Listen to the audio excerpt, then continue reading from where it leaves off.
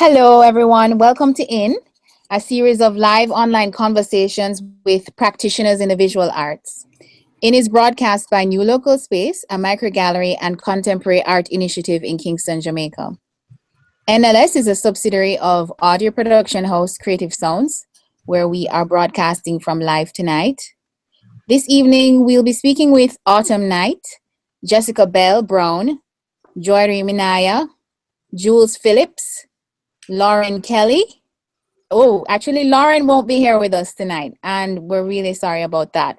But Oneika Russell will be here. So it's Autumn Night, Jessica Bell Brown, Joiri Minaya, Jules Phillips, and Oneika Russell. And we're going to be talking about Black female subjectivity within the arts and the larger social structures through each of these art practitioners' own lenses.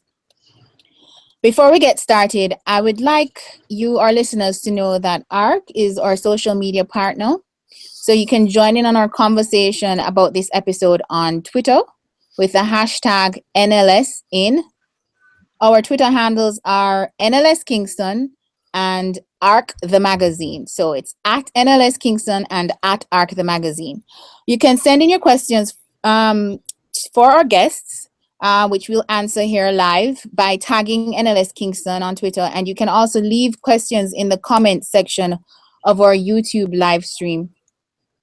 I'm going to dive in now with some short intros on each of our guests.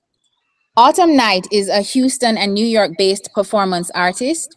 Her work has been in group exhibitions at Diverse Works Art Space, Art League Houston, Blaffer Art Museum, Crystal Bridges Museum, the New Museum, and the Contemporary Art Museum, Houston.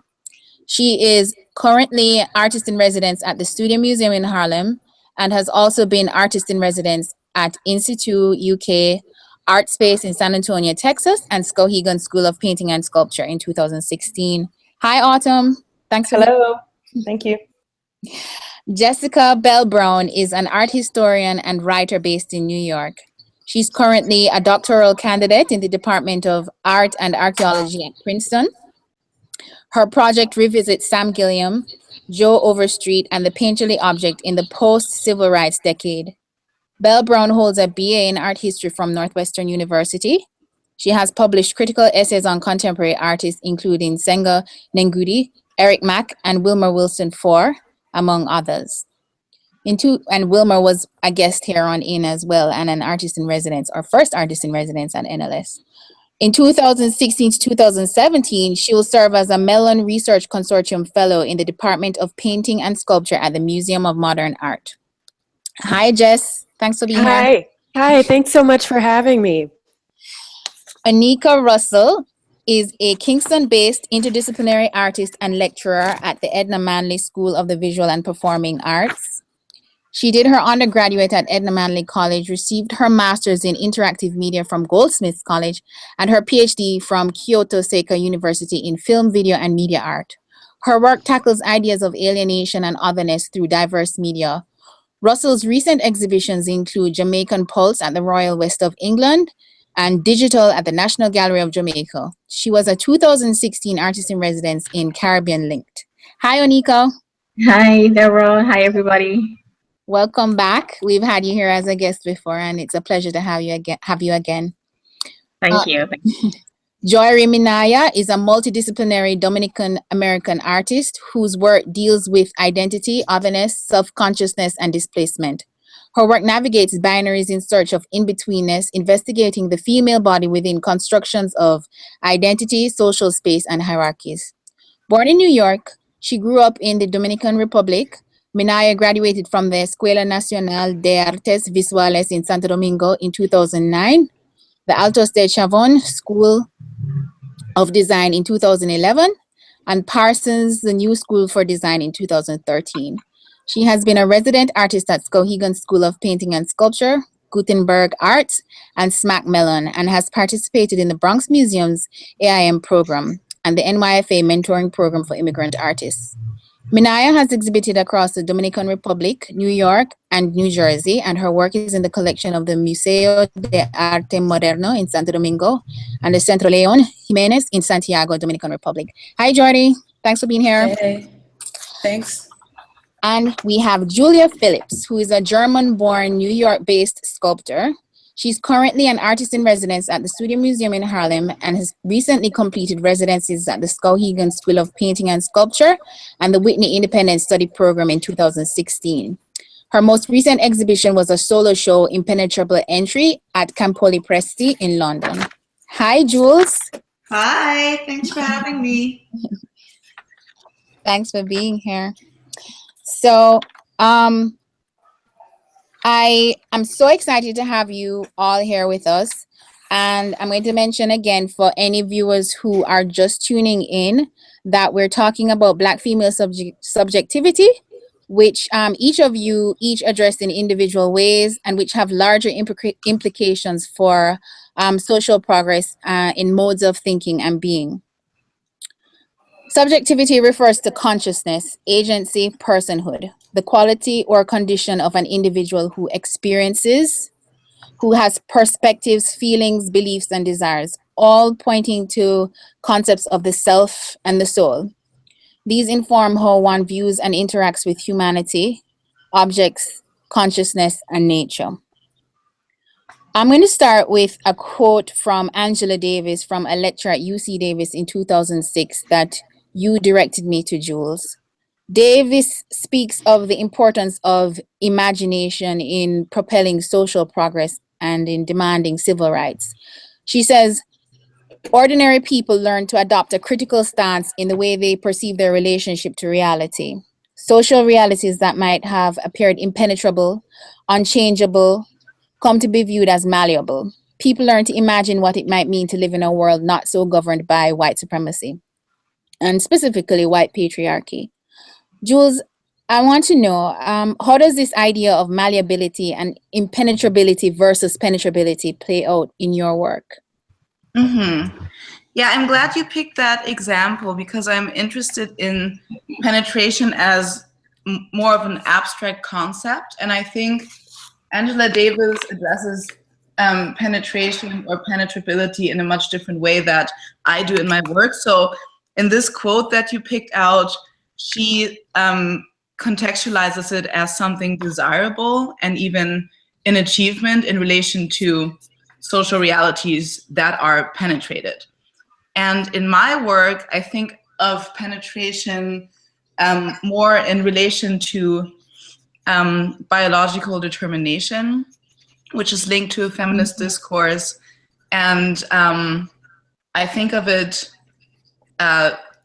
within the patriarch Western society, kind of shaping gender identities and how it creates all of these binaries. So if you think of the cis female body as the receptive one, then the cis male body is the penetrating one. And then from that binary, you can jump to other binaries, such as passive and active and submissive and dominant and so forth. So that is how I think about penetration. And particularly at the intersection then of psychoanalysis, it becomes interesting in terms of not just the body, but also the psyche being something penetrable or impenetrable.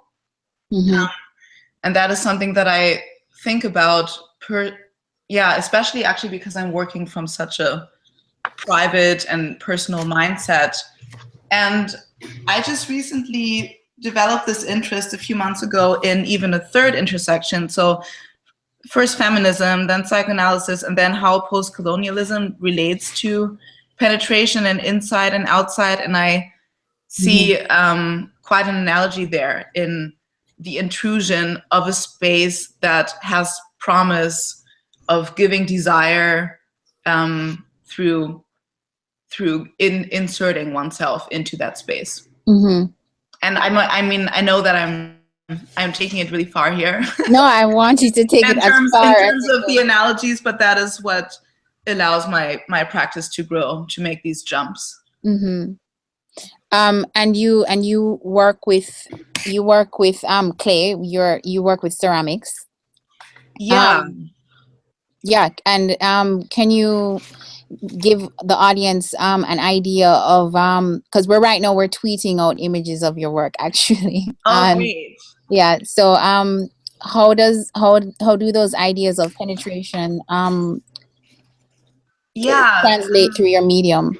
I'm glad you're asking. So, yeah, I think my work has very literal moments that are less abstract sounding and theory based, and I'm very interested in mechanical connections in my work. By the way, I remember when I first ordered metal in the United States, and the guy on the phone was like, "Yeah, you're talking about the female and the male part," when I was ordering telescopic connections. So I found that really interesting. But yeah, I'm interested in mechanical connections, and therefore I have to pierce through clay quite a bit in order to make holes that then nuts and bolts will hold together after the firing. And I realized that whenever I'm piercing through the clay, the material actually has to move away and make space for the penetrator, which is either a tool or my finger. And I find that a very wonderful metaphor. And really what it leaves behind is the best visible on the backside of the mask of a sculpture called Positioner. Mm-hmm. It's really a residue that's left behind that shows how forceful resisted entry leaves a complete destructed mess on the other Mm-hmm. side. Mm-hmm. Wow. Very cool. I'm going to bring Autumn into this. Autumn, you're a performance artist, and for some of your performances, you set up these scenarios, these liminal scenarios with people who show up to your performance and they don't necessarily know each other. And you sort of introduce just a little bit of structure, but for the most part, it's really wide open and things just unfold. And but these social structures seem to emerge by themselves, and it happens in a way that leaves you questioning as a participant, feeling like, how did we get here? And it becomes really evident how each person brings their own subjectivities into a space, and the way that these understandings and misunderstandings can happen, and even how a particular misunderstanding can become a dominant way of navigating a space. I find it really impressive and magical, but I wonder, what is your intention with your work and these performances? Well, well, first of all, my intention is that it is magical, because that is a space that doesn't have a real definition. So the fact that you're describing it as magical, I think is apt, which is unrealistic, which is a thing that no one believes. But I think it's important for people experiencing the performance to really understand the encounter in the present, in the here and now. Mm-hmm. I studied group relations in school, so the dynamic of the group and what is happening in the moment and how one finds their role in the moment is very, very important to me, and also important to who I am as the leader, the instructor, the performer, how they take in what I'm doing. So my intention is also a one of examination from the point of view of the audience member, to examine what is happening inside of them, and are they allowing themselves to have the experience and be present in performance, since they have given themselves over to performance, Mm-hmm. to being in a live space. Yeah. How did you arrive at this mode of working? I mean, in terms of setting up these kinds of scenarios, how did you arrive at this? It's a combination of my training in improvisation, Mm-hmm. which is about listening and responding, and and creating another world out of the response, and also my education in group relations studies, which is about an experiential understanding of of the space in the moment. So in performance, I really do want whatever happens in the moment to happen. I did a performance not too long ago, and a pregnant woman walked in kind of late, and people kind of were slowly inching to make room for her. And in the middle of performance, I had to say, hey, she's pregnant. Scoot over. I mean, like, let her sit down. Let her make space for this person. It had nothing to do with the content of my performance, but it's also important that this thing that happens be spoken to. Like, we can't, like, not denying the reality of this social thing that's happening, and also allowing that to inform my performance after that. Yeah. Okay. It's interesting because sometimes I think sometimes when you engage in your engage the participants in your performance, it sometimes becomes difficult deciphering whether it's part of the improv or whether you're saying it in jest, or whether it's part of the performance, or whether it's something that just happened in the moment. Everything is just, the lines are so blurred that I could imagine the audience wondering if you're really being serious, like if you were roughing them up for real, or if if it was part of almost like this persona that you have in the performance. I mean, what was the reaction to from the audience when you told them that? I think because of the way that I delivered the request, they were like, oh no, really, we probably should make room. Okay. For this pregnant, she actually is visibly pregnant. We should probably make room for her. In reality, Okay. So I think the confusion is important in discerning the performance that you. Oh, Autumn dropped out, I think. Yeah, we'll wait until Autumn comes back and then we'll pick up what she was saying. Jess, are you here? I'm here. Yeah, you're our only art historian in the conversation today. So I think you will necessarily have a broader context or view of the interplay between art, agency, social structures, and social hierarchy in the art world, and the way it mirrors social structures in the larger world we all live in. Some of your writing has addressed the absence of Black females as subject and the absence of their own subjectivities in this agency, and their lack of prominence in this social hierarchy. And when they do appear, it's almost as a second thought. On the more tangible side of things, you were one of the founders of the Black Art Incubator. And I think you describe it as a social sculpture, which heightens or alludes to this awareness of an understanding of reality as malleable. Could you tell us a bit about the Black Art Incubator and what your aims were with it? Oh, absolutely. So I guess I should preface this by saying that a lot of my work as an art historian in the academy and as a writer and producer of culture outside of the academy deals with thinking about this question of agency and how the world around art production, so to speak, impacts how subjects come into being. So thinking about the space of Black subjects, the intersectionality that they experience, and how structurally their work is impacted by racism, sexism, et cetera, and so patriarchy, et cetera.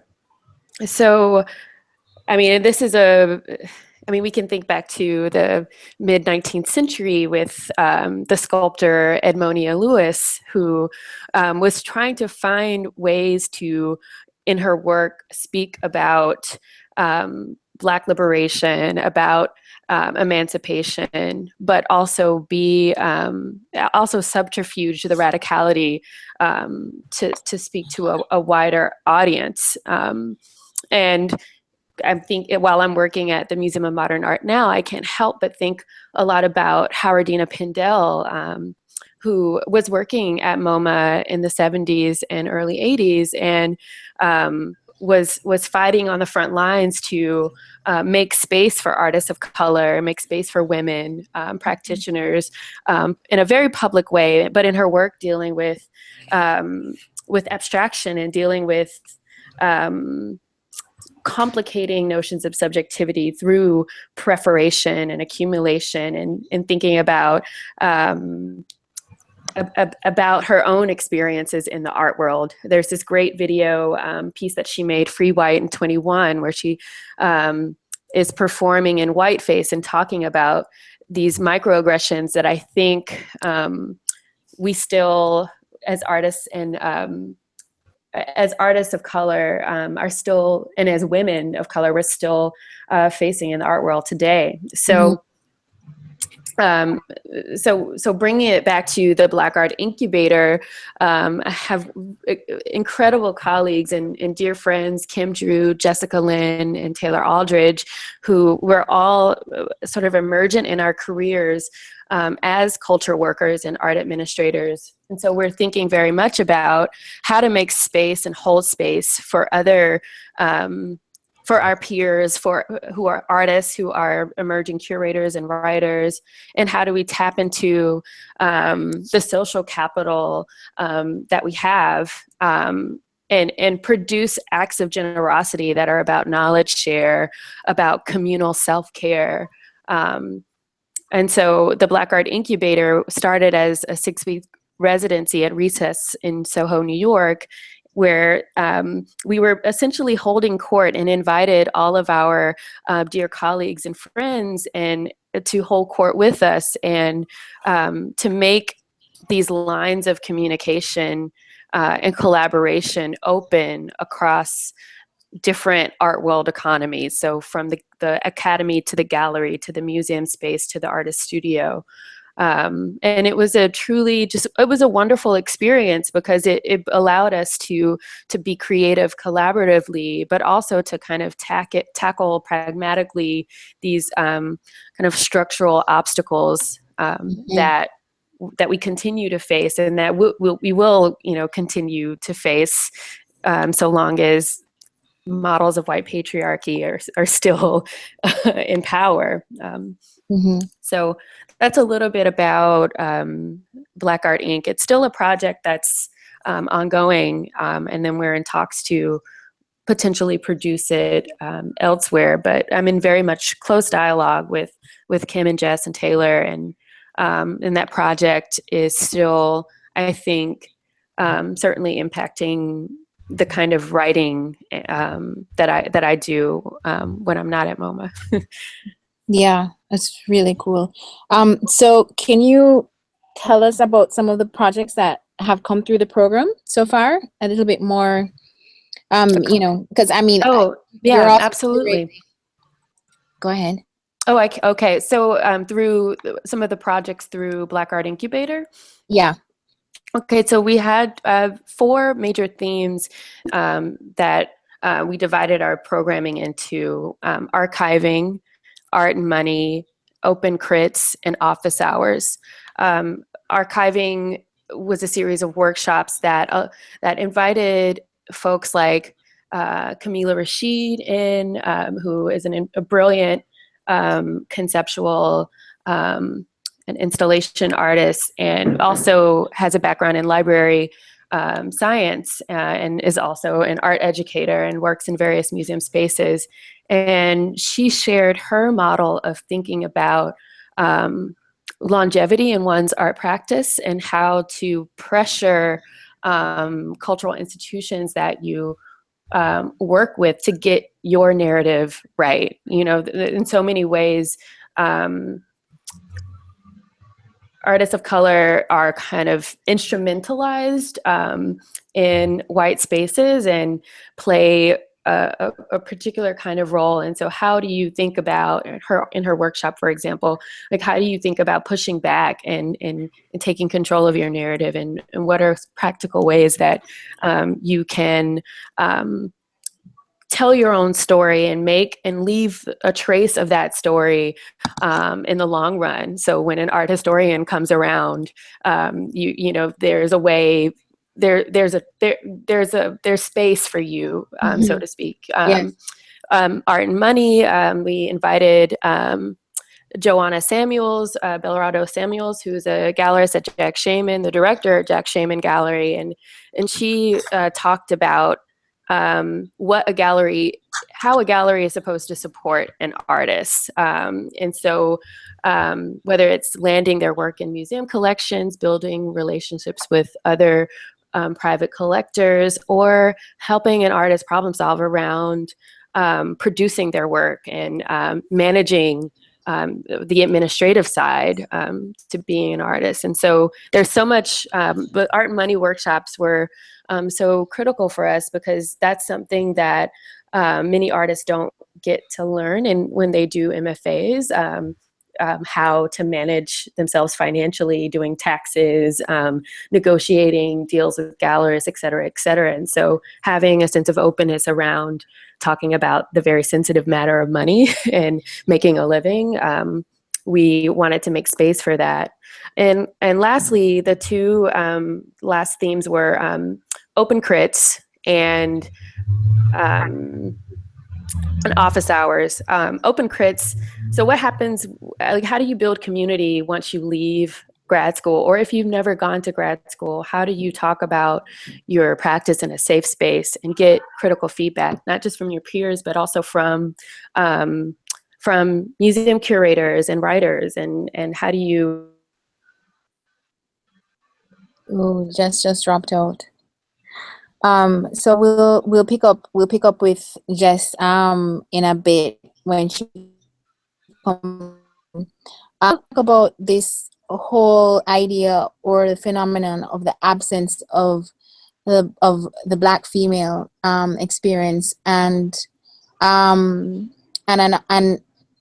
acknowledgement of Black female subjectivities by and large within the frame of other, and which essentially is really devoid of subjectivity. Your work alludes to a resulting double or even triple consciousness within a Black female.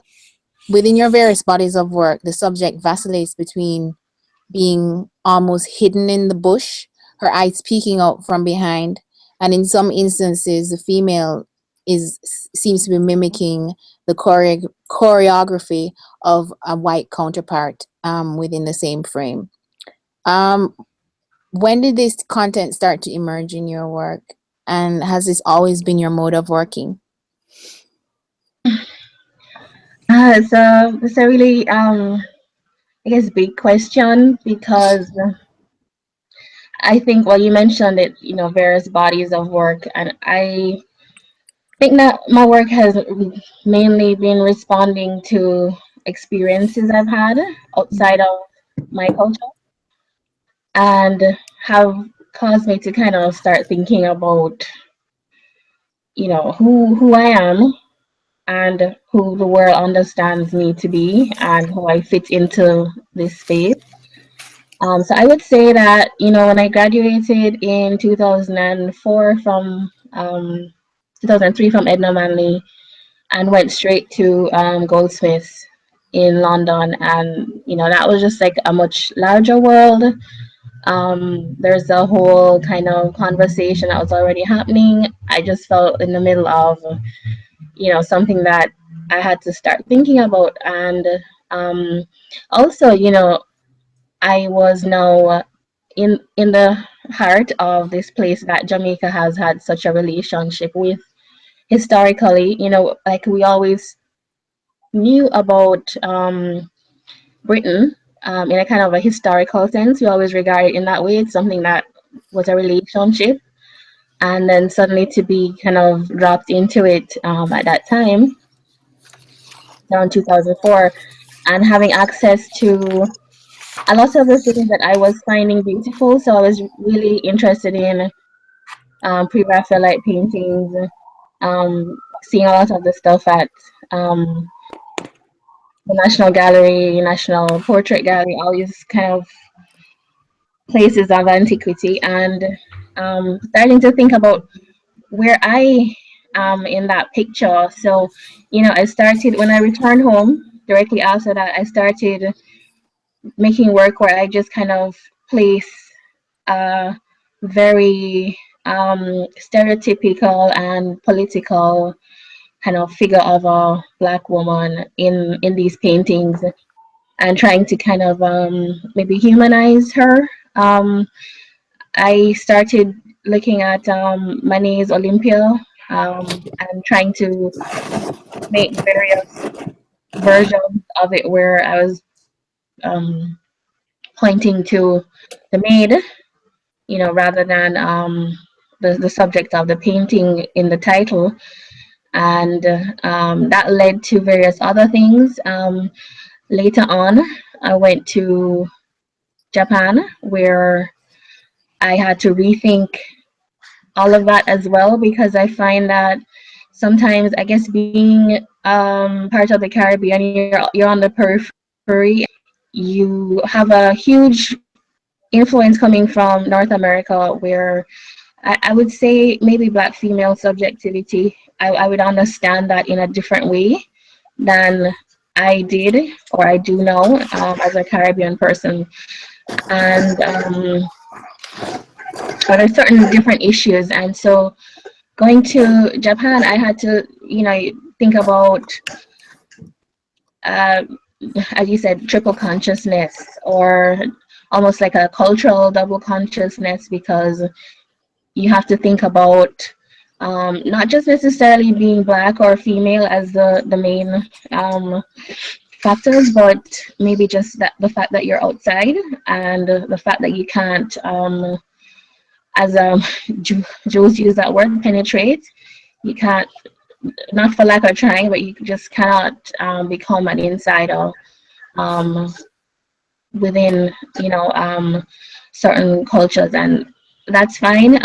But that was like a new experience for me. And so I started to think about, how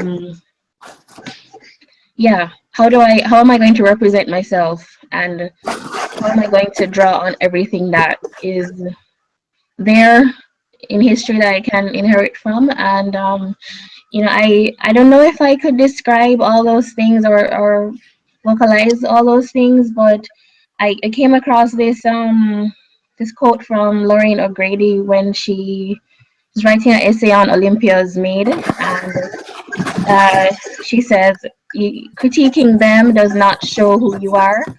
It cannot turn you from an object into a subject of history. And I thought that's really an important point for me to kind of move back and forth between.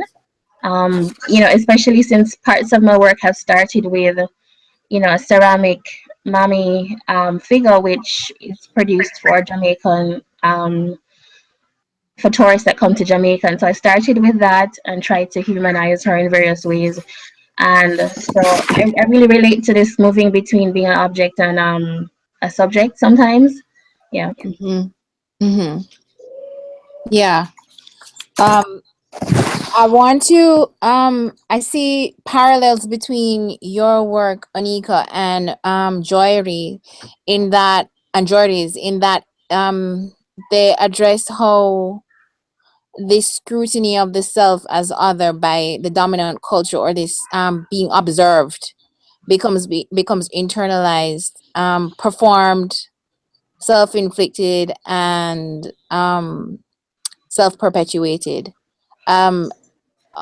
Again, I've, as I said before, almost like a diminishing of one's own subjectivity. Could you tell us about your recent project, Dominican Women Google search, Joiri, and how the process for this project played out, and possibly mirrors ideas you're focused on right now? Yeah. So Dominican Women Google Search is an installation that I did originally in 2015, and I repeated this past summer. and that I showed in the Dominican Republic, and then I showed at Wave Hill here in the Bronx.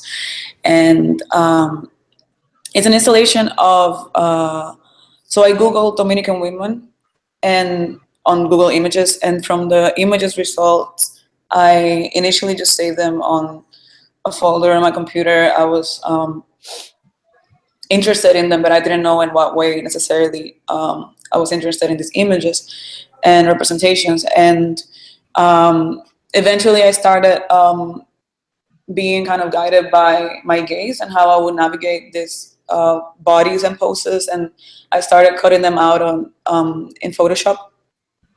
And once I isolated these parts, I did like a test. I blew one of the parts up to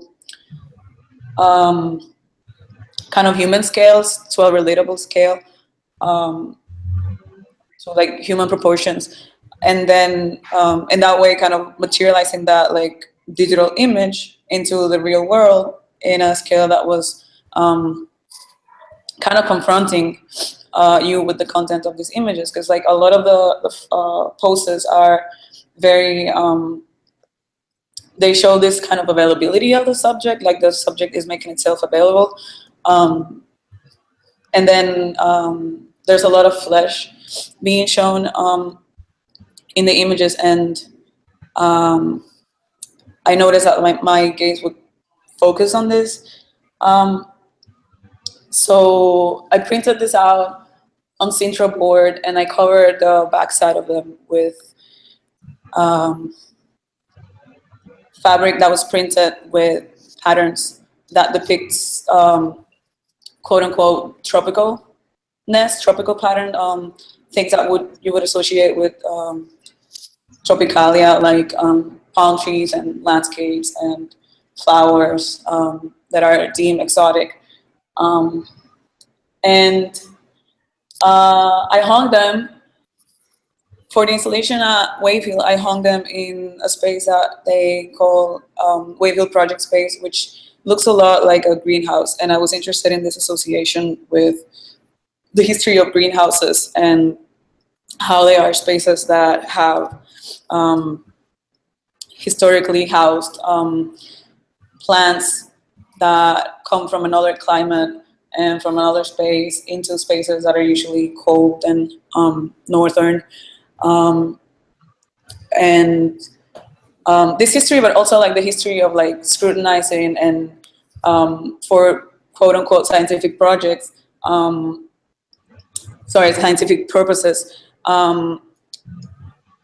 being very invasive about how you study this quote unquote species. So I was interested in bridging that kind of the load that kind of space brings to this dialogue of to this representation of women online that are related, that what Google gives you as Dominican women. Mm-hmm. Yeah. I guess this question. I have a question. When I hear all of you speaking about your various modes of working, I was just curious about whether you think of the social potential or shifts in thinking that could be wrought from your individual particular awarenesses that you bring through your work. If so, what does that shift look like? Do you think about that? And if you do, what does that shift look like? I'm gonna start with Autumn. I knew it.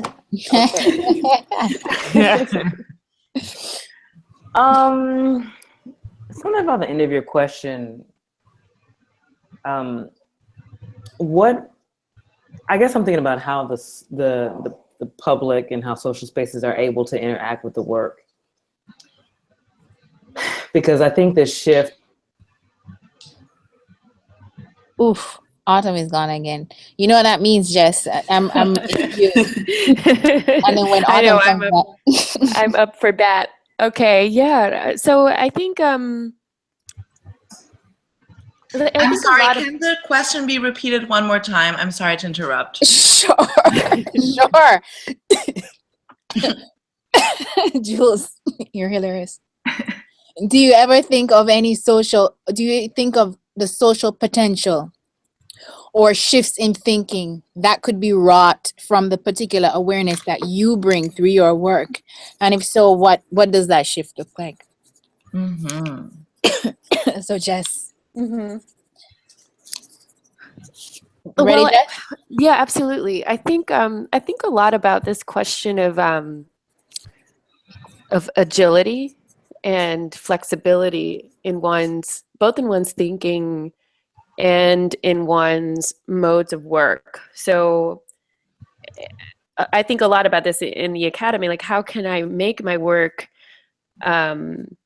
as accessible and engaging and relevant and critical as possible, and what modes of life it needs to take on in order to do so. And I think there's something about getting one's hands dirty in theory, but also in practice as well. So structural issues don't resolve themselves. And so while like there's a great potential to be both a rigorous thinker in the longue durée and in this question of slowness, the slowness and rigor of academic work, but there also needs to be this expediency for me as a writer and curator and as a maker of or facilitator of processes of cultural production. And not every academician thinks that way. Many like to be in the library or in the archive alone and accumulating stacks of papers and doing that type of deep thinking, and that's so important. But like Dr. Kelly Jones always says, there's so much work to be done, and and I'm giving you, she said to me and a dear friend, like we this history of Black women writers and culture workers and academicians are giving you the reins to take it on, and so that means doing it in many ways as possible. So that means like writing reviews and curating shows and staying in touch with what's happening on the ground, and creating those vectors of engagement. So, and yeah, I think that is something that drives the work that I do and aspire to continue to do. Holding space for all of those things, not being afraid to wear different types of shoes, pairs of shoes, so to speak. Yeah. Autumn is not back yet. I think it's really that social activist component of your work is really interesting. Just that intersection that you have in your work between academia and just kind of, I guess, being on the ground, so to speak, doing the work. And it's very admirable. I want to ask Jules the same question about the social potential or shifts in thinking that might be produced from her work and her particular awareness, and whether she thinks about that, whether you think about that, Jules, in your work. Yeah. I wonder, first of all, what my specific awareness is. And it might be related to my interest in subject-object relationships. I mean, that sounds really abstract, but I think subject-object relationships can be found in gender relations and in colonial relations. And it's the doer and the done to that I'm talking about. And in my work, particularly in the freestanding sculptural work, I think because you can actually walk around it, I try to make the sculptures in a way that viewers can identify with either side of the subject or object that is implied in the work. So in my in my sculptures, there's often or always negative space, a space where a body would fit into a shape. And because most of these tools or apparatuses that I create are meant interactively, you can either identify with the person in charge or with the person that is the object to the implied interaction. And the shift that can happen from that, ideally, I don't know, I hope, is maybe empathy, the ability to identify with both. That's, yeah, great. Autumn, you're back? I'm back. Okay, so you weren't finished answering that question, so I'm not done with you, right? So I hope you can remember your train of thought. We're still on the same subject. Could you repeat a little bit of the question for me? Yeah, absolutely. Do you ever think of the social potential or shifts in thinking that could be wrought or drawn from your particular awareness in your work that you bring to your work? And if so, what does that shift look like? I guess in my work, I really try to make sure that there are different layers of information present at all times, so that whoever's in the room can grasp something that I'm communicating to different types of people, different demographics, different intersectionalities at one time. And I think the potential is definitely there because I'm thinking about it before I present the work in the first place. Yeah. So there's some intention behind it. I mean, I think also I do performance, so many times I'm available after the moment. So there's that rare opportunity to engage, to physically to communicate with the artist. I mean, I don't do Q&As necessarily after a performance. That's not necessarily what I'm talking about, but maybe just to have a brief conversation about like, hey, this thing spoke to me in this way. Okay, good. Let me hear about it. And to be there to listen in a way that I think a live body can listen to the viewer. Yeah. And I think that interaction can reverberate. I want to take a moment to remind anyone who's tuned in that you can send in questions to us on Twitter. Our handle is NLS Kingston and our hashtag is NLSin. If you have any questions, send them in. You can also leave a comment on the YouTube live broadcast. You can leave a question in the comment section and we'll pick that up too. So continuing on, Oneika, do you have any thoughts on that question? Yeah, I have been thinking about how to.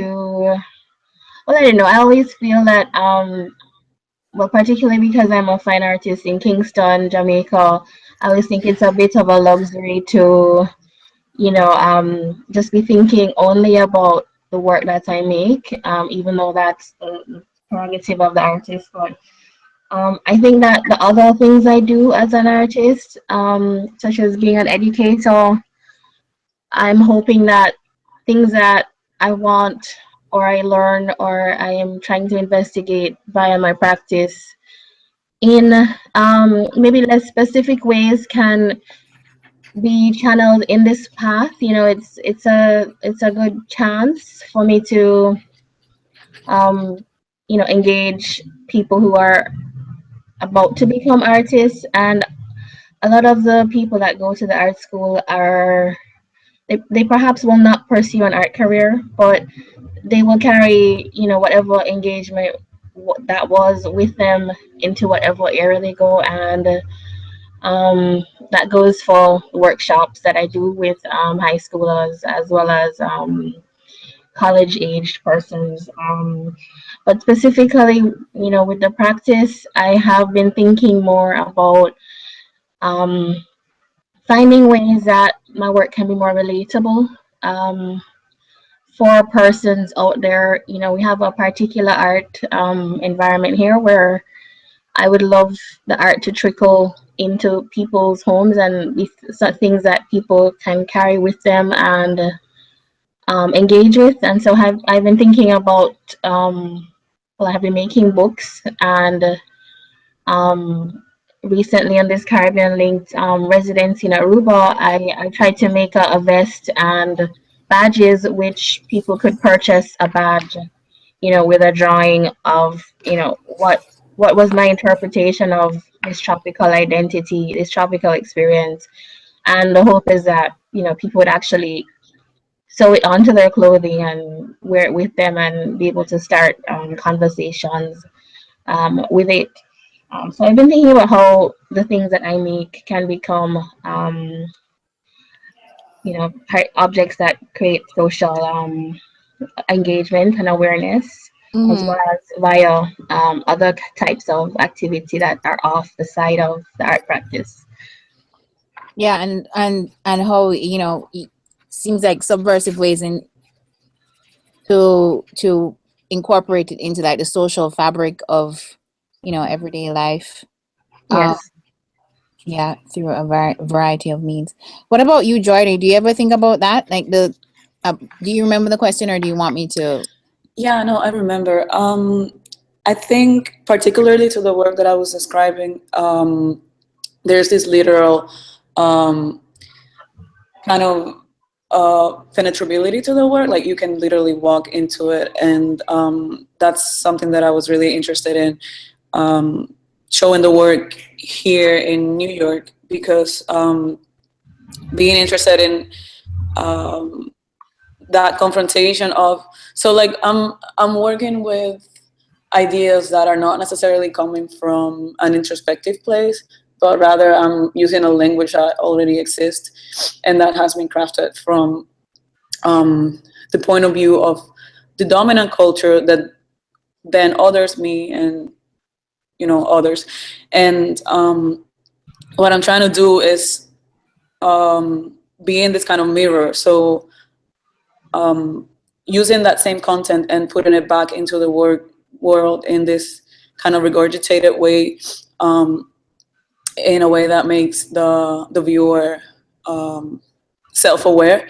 So in a way, kind of turning that, reversing that idea of the double consciousness or the triple consciousness or like quadruple consciousness, because at this point, like, I don't even know. But yeah, that's definitely a big part of that work. And also from like the body of work that I'm doing these days, other works that are, I was just in the Dominican Republic and I did this series of postcards that relate to the Dominican Women Google search.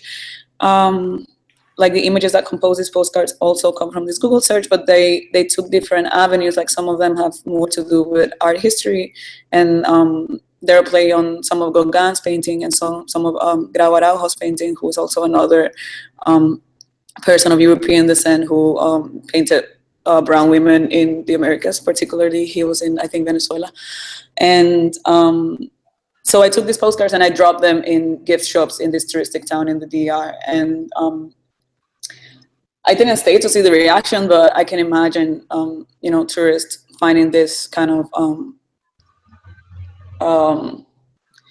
not so, I don't know, endearing landscapes, and how that may affect them in a way or another. And then also other works that relate to all of those ideas. I did this series of bodysuits where I made women perform in them, and the bodysuits have like predetermined poses, and so the women that occupy these bodysuits can't move out of this pose, and the poses also relate to the Dominican Women Google search work. And I put them in a park in New York City, and so people stumble upon these figures. And well, there's like other layers. There's like audio that comes out from speakers from that work, but basically I'm interested in how people encounter these works and how they are pulled in because they're colorful, because they're like tropical pattern, because they're curious, and then they are confronted by this all of these layers of but ultimately implicating them. And when I say them, I'm referring mostly to like global north space. I think when I show works in the Dominican Republic, I operate under different logics. But I guess also like this is starting to, like both logics are starting to, I don't know what the term is, kind of expand in both spaces. Yeah. Cool. I hear you speaking about the Dominican Republic, and I also what you mentioned earlier in the conversation about how the cuts that you make in the Dominican Dominican women Google search installation mimicked how your eyes were moving along the bodies of the images of these women that came up in the Google search. Right.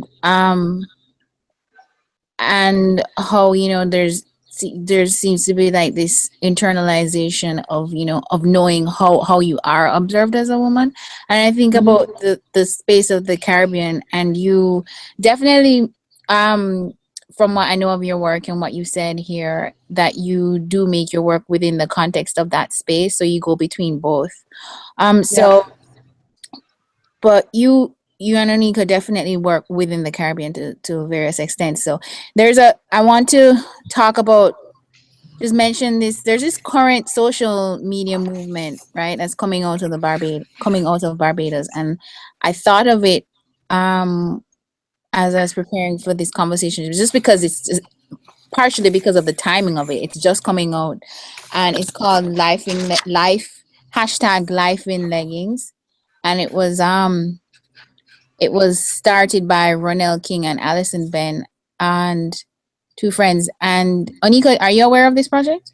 No, I just Life saw in it. Leggings? I heard about it from you. Yeah. Okay. Anyway, it's this invitation for women on social media across the Caribbean to share their stories of sexual assault, sexual abuse, and it's a pushback to our society's tendency to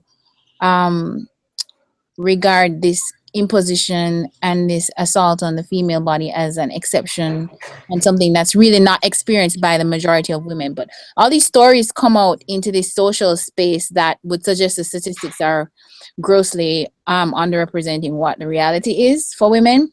But I think about the gaze that you're alluding to, Joiri, and I think about how interesting it is, the amount of pushback that is and anger that is evident in these social spaces from men about this stand that women are taking to penetrate the social media spaces with these really tragic experiences that are actually part of their reality. And there's this indignation to the claiming of and demanding of the space that it actually is occupying. So they're actually occupying space with these stories. And I'm curious, it really makes me think about space. We think about, as art practitioners, we think about space as this very concrete thing, but also space as as ideology, space as psychologically space. And I just want to know how important space is. Do you think about space in your practices?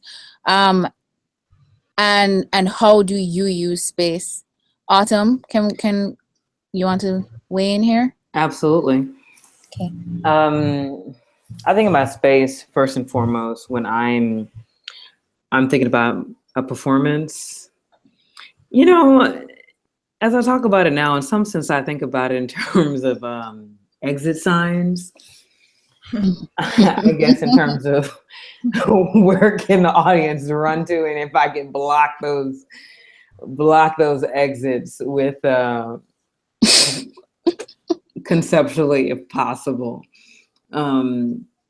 physically in the space and conceptually. So I really try to activate each part of the space, because I think it also helps everyone present be in their bodies and be at the space too, so that none of us can escape what's happening, what we've all contractually agreed to by being there with our bodies.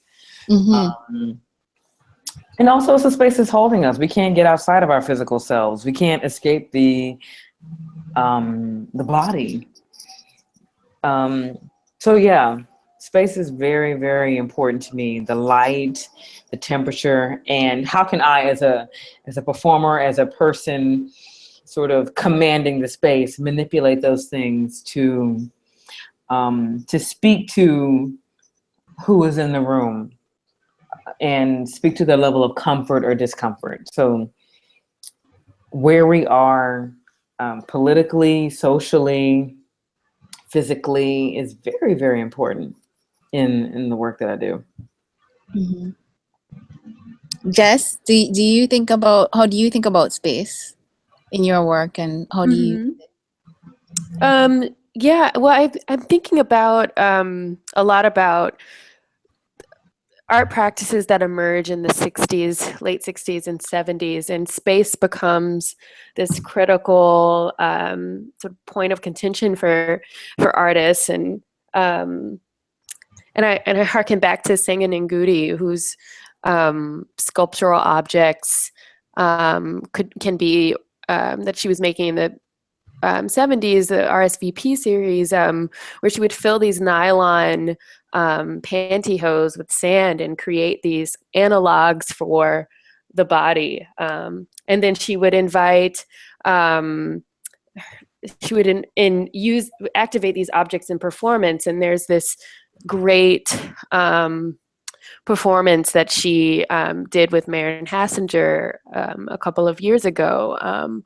And there's a way in which the space of the gallery becomes a battleground for Black women artists, and that performance that she did was just so graceful and caring and forgiving, and so I think about this. I know we talked earlier about this.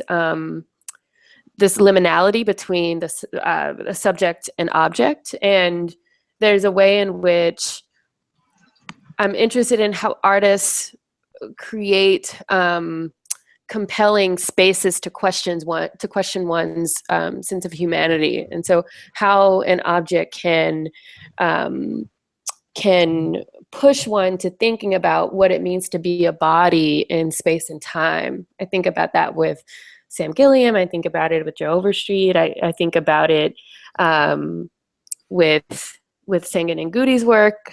And I also think about it with, let's say, the work of E. Jane, who is dealing with like the digital realm and Black female subjectivity, or maybe even more carefully, the sort of Black femme subjectivity, right? So debunking a cisgendered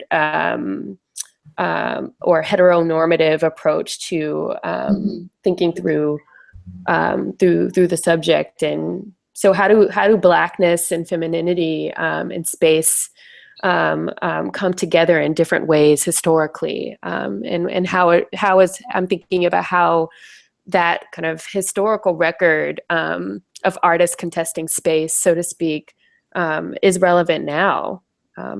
So it's a pleasure to hear Joiri and Oneika and Autumn, hear you all kind of thinking about these questions right now. It's awesome.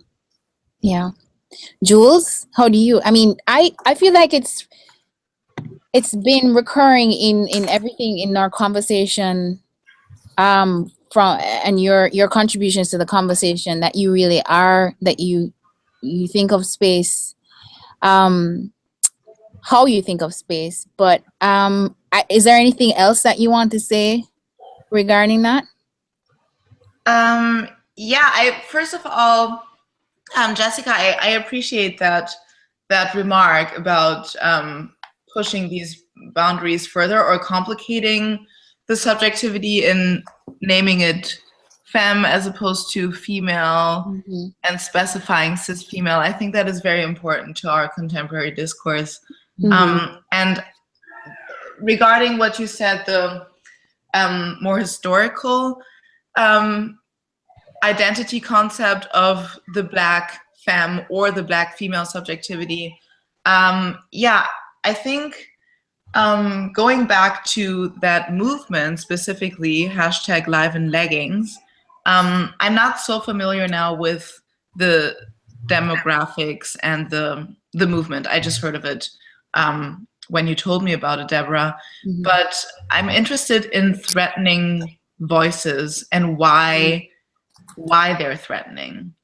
And I think historically within Black communities, and Audre Lorde and Patricia Hill Collins and maybe other Black female feminist scholars write about this, within the Black community historically, there has been such a brutal silencing really of Black female voices. Yes. Because the community has already been struggling with so many sinister associations that it would silence those that are really on the most oppressed end, often female and queer bodies. And also, and this is something I think that I saw Audre Lorde say in a video that I watched about her called The Berlin Years, where she's in Berlin. And she says that many Black women also feel like they're betraying their community by speaking up about, you know, sexually or like gender fucked up things that are happening within that. And I think that is really important to think about in terms of the threatening voice. What is the threatening voice, and how is that voice actually very vulnerable? And to bring it back to space, yes, space is important to me. And looking at the recent US presidential election, I realized that I need to engage in dialogues where I am a threatening voice, and then in a different dialogue, I'm a challenging voice, and then maybe in a third dialogue, I'm a completely 100% understood voice. And those are nurturing conversations where you feel heard and understood. But I think it's also important to challenge those who could possibly understand, or to be threatening to those who will never. Yeah. Yeah. Oneika? Yes. No, I was looking through the posts on Instagram, and I don't know. I find it interesting that we find what women have to say about their past and backgrounds and things that have happened to them so offensive. But you know, in Jamaica, we have the issue where, you know, the church speaks out about you know, against certain sexualities, and you know, something that else is happening, there's just no attention given to it. So I find that very interesting how we function like that in the Caribbean. You know, very vocal for certain things and not vocal for others. But anyway, in terms of space, I think in my work I always think about, well, they're quite vague in terms of the compositions. The landscapes are very vague. They're always not specific, but completely taken from a specific place. So, for example, you know, there was a series where the backgrounds were all just the sea, you know, panoramas of the sea where these characters were doing something, were animated doing something. There was a time when parks were used, but just a random park, because it was drawing on this, well, what came down through culture and colonialism, you know, this idea of this British aesthetic of the park, and how much the sea also is important to us. And in other work, there's the well, it's this particular one that's on my profile is it's a photo of a snapshot where I used to live in Kyoto, and it's quite a close up, but it was very important to the landscape, to create that space. So that space for me in one sense, and in the other sense, because I do a lot of digital work, when the work has to be realized inside a gallery or cinema space or wherever, it's always a shifting and changing space, and it's also very well, I come to find, because it's digital work and it originates digitally, it's very fragile and it's very susceptible to various interventions, intentionally or unintentionally, and so the work is I always have to be kind of feeling very protective of this thing, to define its space for it, and third, cultural space and location always inform my work.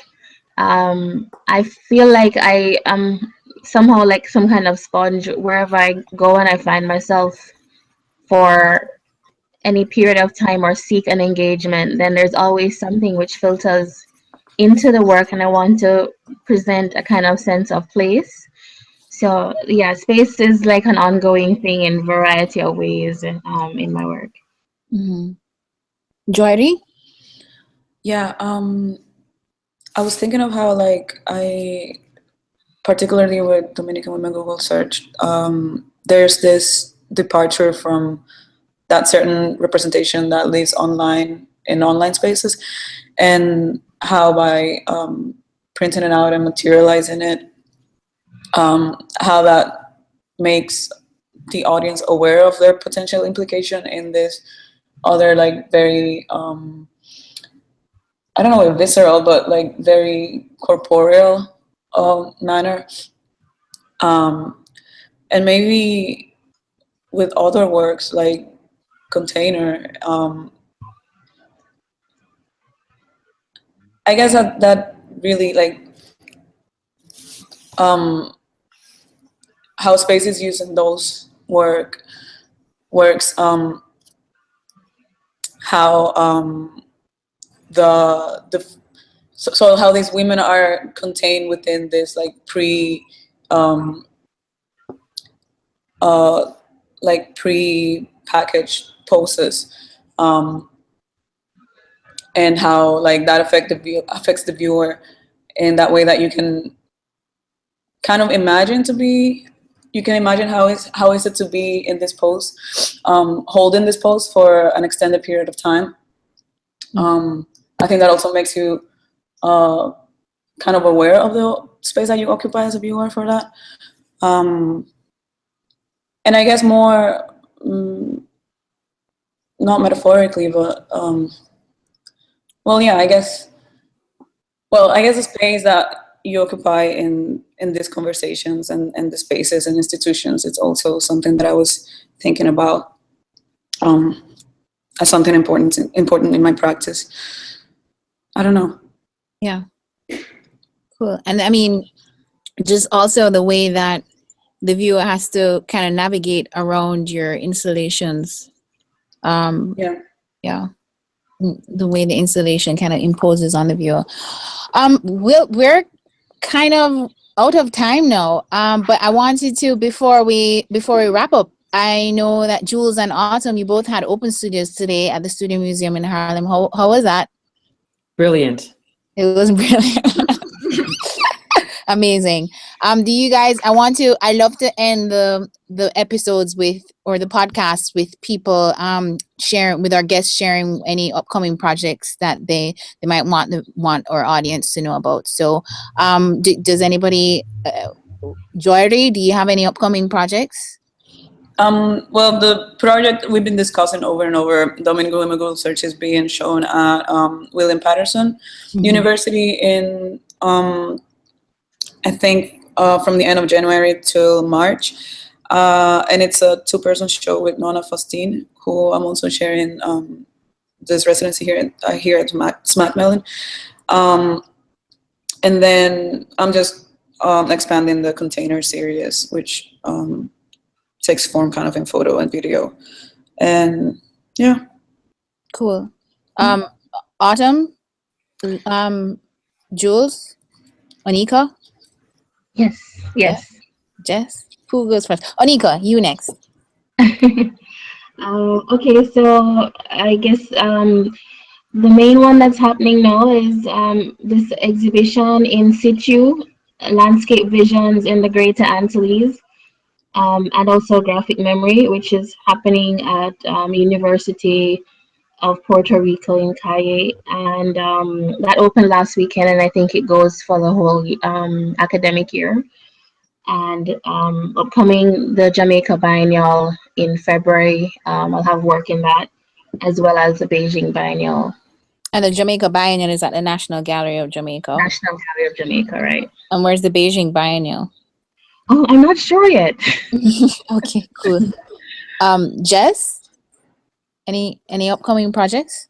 Oh, yeah. So the Black Art Incubator team will be at the Urban Institute for Contemporary Arts in March on a panel. So look out for that. I recently wrote a piece for the Institute for Contemporary Art in Philadelphia called Notes on Freedom, which you can find online on their website, as well as a couple of pieces on Shabalala Self and Diamond Stingley.